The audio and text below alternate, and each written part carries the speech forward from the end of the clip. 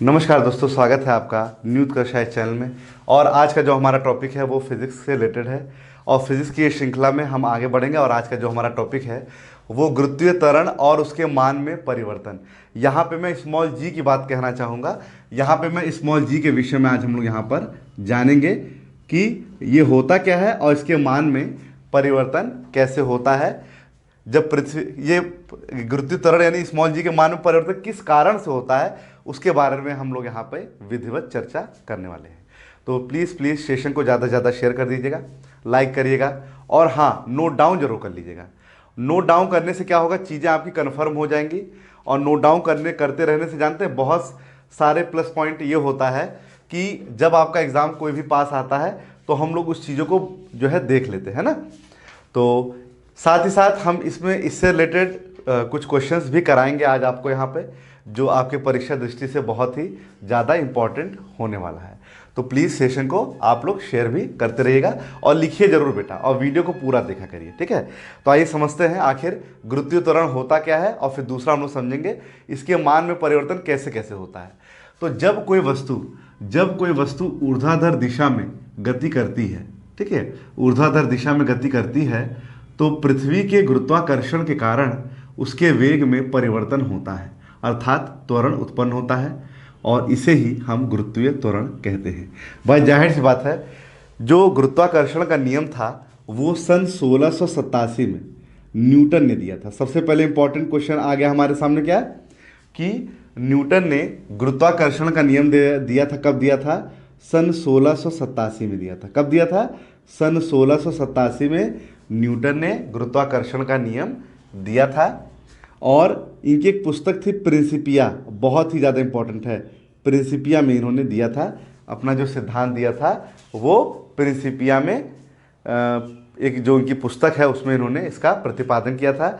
और सेब है ना, सेब, तो ये क्या हुआ, आम के पेड़ के नीचे बैठे थे और अरे सॉरी, आम कह रहे हैं, सेब के पेड़ के नीचे बैठे थे और सेब जब गिरा तो इन्होंने इस चीज़ का अंदाज़ा लगाया और उन्होंने यह थ्योरी दी, और जिसको हम लोग जो है अब किस नाम से जानते हैं, न्यूटन के गुरुत्वाकर्षण का नियम। इन्होंने कहा कि कोई भी वस्तु अगर ऊपर उछाली जाती है तो वो नीचे क्यों आ रही, क्योंकि कोई ना कोई एनवायरनमेंट है तो उसमें कोई ना कोई फोर्स एक्ट कर रहा है, जिसको इन्होंने क्या कहा, गुरुत्वाकर्षण, है ना। तो अब गुरुत्वाकर्षण हम लोग जाने, उसके साथ साथ बल भी जान गए, बट किस तरह से उसके मान में परिवर्तन हो रहा है। तो ध्यान दीजिएगा, पृथ्वी के गुरुत्वा जब कोई वस्तु ऊर्ध्वाधर दिशा में गति करती है तो पृथ्वी के गुरुत्वाकर्षण कारण, जैसे मान लीजिए कोई वस्तु है और मैंने इसको उछाला, देखिए ऊपर मैंने उछाला, तो देखिए आप खुद देखिए, इसको जब मैं उछालूंगा तो ये नीचे आ रही है। नीचे इसलिए आ रही है क्योंकि ग्रेविटेशनल फोर्स बहुत ज़्यादा एक्टिव है, क्योंकि गुरुत्वाकर्षण जो बल है बहुत ज़्यादा एक्टिव मोड में है और उसके कारण उसके वेग में परिवर्तन हो रहा है। अब आपको पता है कि वेग में परिवर्तन की दर को ही तो त्वरण कहते हैं। वेग में परिवर्तन की दर को ही त्वरण कहते हैं, यानी ए इक्वल्स टू क्या होता है, A equals to V minus U by T होता है, आपको पता है। यानी कि प्रारंभिक वेग अंतिम वेग का जो अंतर और बटे टाइम, यही आपका गुरुत्वीय त्वरण कहलाता है, यही आपका गुरुत्वीय त्वरण कहलाता है। और इसका मान आइए हम लोग देख लेते हैं। स्मॉल जी ई का मान होता है capital G M E upon R E square, बहुत ही ज़्यादा इंपॉर्टेंट है। दूसरा इंपॉर्टेंट क्वेश्चन बन गया, ये कैसे आएगा मैं भी अभी सब डिस्कस करूंगा लास्ट में वीडियो के, क्वेश्चन किस तरह से पूछे गए हैं और कैसे बन सकते हैं। तो small G E equals to capital G M E upon R E square, यानी यहाँ पे स्मॉल जी की वैल्यू, यहाँ पे कैपिटल जी की वैल्यू क्या है, 6.67 into 10⁻⁻11 newton metre square by K G square. M E क्या है यहाँ पे बेटा, द्रव्यमान है ना, और आर ई क्या है, इसकी त्रिज्या है। आर ई क्या है, इसकी त्रिज्या है। तो यानी कि हमने क्या पढ़ा, small G equals to G M E upon R square, और स्मॉल जी की वैल्यू होती है 9.8 मीटर पर सेकेंड स्क्वायर, बहुत ही इंपॉर्टेंट है, 9.8 मीटर पर सेकेंड स्क्वायर, ठीक। तो स्मॉल जी की वैल्यू है 9.8 मीटर पर सेकेंड स्क्वायर। कैपिटल जी की वैल्यू पता हो गई, द्रव्यमान की वैल्यू पता हो गई और त्रिज्या की वैल्यू भी पता हो गई। ये पूरी कहानी है किसकी, गुरुत्वीय त्वरण की।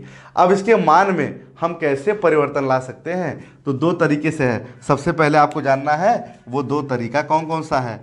तो सबसे पहला तरीका, इसके मान में अगर परिवर्तन हो रहा है, इसका मतलब पृथ्वी के आकार के कारण पृथ्वी के आकार के कारण और पृथ्वी का अपने अक्ष के चारों ओर घूमना। यानी गुरुत्वीय त्वरण के मान में परिवर्तन दो कारणों से होता है। पृथ्वी के आकार के कारण, जो पृथ्वी का साइज है, पृथ्वी का जो शेप है, और दूसरा जो पृथ्वी अपने एक्सिस के अलोंग रोटेट कर रही है, उस रीजन से जी के मान में परिवर्तन होता है। अब आइए समझते हैं पृथ्वी के आकार के कारण। तो देखिए, पृथ्वी के आकार के कारण या पृथ्वी के शेप के कारण ये क्या है, इसका मतलब आखिरकार इसका मतलब क्या है? तो इसका मतलब हम लोगों ने क्या समझा? इसका मतलब हम लोग ये समझे कि जहां तक अभी हम लोगों ने पढ़ा है, अभी हम लोगों ने यहाँ पे एक डेरिवेशन किया है, small G E equals to capital G M E upon R square. ये हम लोगों ने अभी पढ़ा है। ये रिलेशन बताइए पढ़ा है कि नहीं पढ़ा है? तो ये रिलेशन पढ़ा है, तो इस रिलेशन से ही हम लोग कुछ यहाँ पे नया करेंगे। इस रिलेशन में हम सबसे पहले इस रिलेशन से हमको क्या मतलब मिलता है? इस रिलेशन से हमको मिल रहा है कि स्मॉल जी ई जो है डिपेंडेबल है किस पर? ये किस पे है? जी और एम ई पे और आर ई स्क्वायर पे। तो किस तरह से डिपेंडेबल है ये भी हमको समझना है। तो ध्यान दीजिएगा, अगर यहाँ से मैं एक और रिलेशन निकालूं तो ये निकलता है कि small G E is directly proportional to 1 upon R E square, 1 upon R E square. ये एक रिलेशन निकल के आ रहा है। इसका मतलब ये हो गया कि यहाँ पर कैपिटल जी और एम ई का मान तो नियत है, कांस्टेंट है, पर आर ई स्क्वायर का आर ई का मान क्या हो रहा है, यानी त्रिज्या का मान, जो रेडियस का मान है, वो बदल रहा है। इसका मतलब ये हो गया कि कैपिटल जी और एम ई तो कांस्टेंट होते हैं, पर त्रिज्या में परिवर्तन स्थान बदलने के साथ हो रहा है। जैसे जैसे हम स्थान बदलेंगे, रेडियस में भी परिवर्तन आएगा। हमको इसमें क्या समझने को मिला कि जैसे जैसे हम स्थान परिवर्तन करेंगे, त्रिज्या की वैल्यू भी बदलती जाएगी, यानी रेडियस की वैल्यू भी बदलती जाएगी। बहुत ही इंपॉर्टेंट चीज पता चली। अब ये अर्थ की बात है, अर्थ की मैं बात करूंगा। ये देखिए आपको दिख रहा होगा, ये पोल है और ये आपका भूमध्य रेखा है। तो अगर हम आर ई की बात करें तो आर ई की जो वैल्यू होती है वो पोल पे सबसे कम होती है। आर ई की वैल्यू कहाँ होती है बेटा? पोल पे सबसे कम होती है। और जैसे जैसे हम भूमध्य रेखा की ओर आएंगे वहां पे अधिक होती है, भूमध्य रेखा पे सबसे अधिक होती है। तो यहां से हमको एक और भी चीज पता चली कि अगर पोल पर आर ई कम है तो वहां पे ग्रेविटेशनल जो गुरुत्वीय त्वरण है उसका मान क्या है? मैक्सिमम है। क्या है बेटा? मैक्सिमम है। और अगर भूमध्य रेखा पर आर ई का मान कम है, इसका मतलब क्या हो गया? भूमध्य रेखा पर आर ई का मान क्या है? अधिक है। तो जब अधिक है तो इसका मतलब ग्रेविटेशनल फोर्स वहां पे क्या है? अरे ग्रेविटेशनल एक्सेलरेशन वहां पे क्या है? कम है। क्या है? कम है।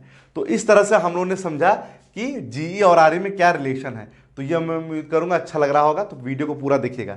अब हम समझेंगे पृथ्वी का अपने अक्ष के चारों ओर घूमना।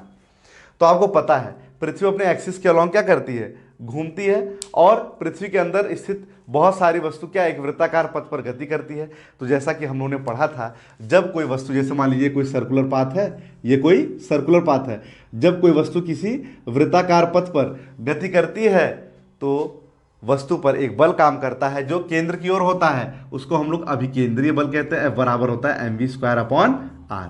क्या होता है? mv square upon R.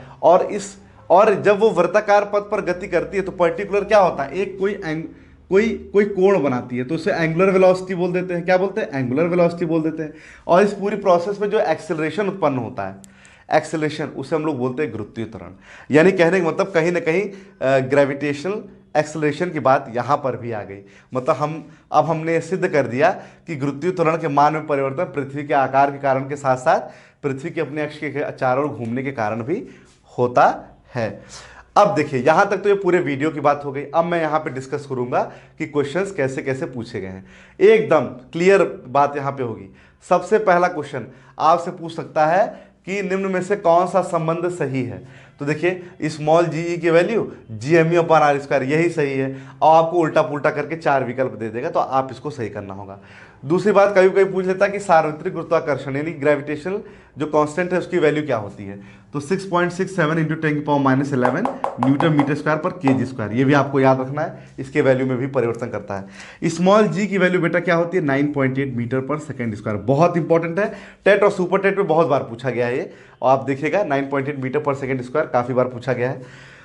और पृथ्वी के गुरुत्वीय त्वरण में परिवर्तन किन कारणों से होता है? तो आकार के कारण होता है और अक्ष के चारों ओर के घूमने के कारण होता है।